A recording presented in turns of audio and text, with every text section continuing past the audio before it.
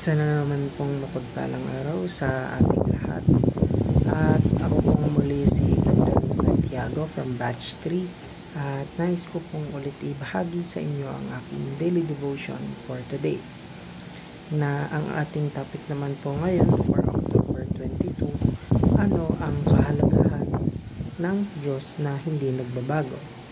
Ang ating main concept po ngayon na pag-uusapan is about unchangeableness. At ang ating Bible verse is mula sa Numbers chapter 23 verse 19 na sinasabi po dito, God is not human, that He should lie, not a human being, that He should change His mind. Does He speak and then not act? Does He promise and not fulfill? So, sa panahon po natin ngayon, napakaraming bagay ang nagbabago mula sa ating mga plano, situation po sa buhay, hanggang sa mga taong nakapaligid sa atin. Pero sa lahat ng ito, isa lang ang nananatiling pareho noon, ngayon at magpakailanman. At yun ay ang Diyos. Ang tinatawag nating immutability o unchangeableness of God ay nangangahulugang hindi kailanman nagbabago ang Diyos sa kanyang pagkatao, kanyang mga katangian, mga layunin at mga pangako. Kung gaano siya kabuti noon, ganoon pa rin siya ngayon. At ganoon pa rin siya magpakailanman.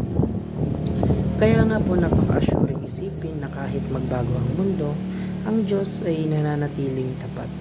Kung minsan nagkakaroon tayo ng takot at pagdududa, lalo na kapag hindi nangyayari ang mga bagay ayon sa gusto natin, pero kapag naaalala natin na ang Diyos ay hindi nagbabago, napapaalahanan tayong maaari tayong magtiwala sa Kanya sa lahat ng oras.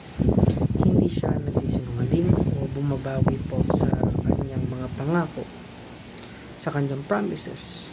So, for example, in a scenario na sinabi ng ibang tao na hindi kita iiwan, so pwedeng yun ay lie.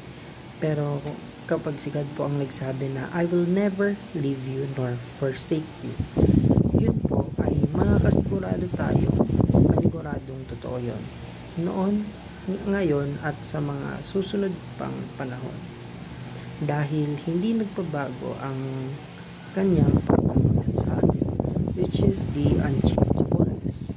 At hanggang dito lamang po ang aking daily devotion for today at salamat po sa inyong pakikinig.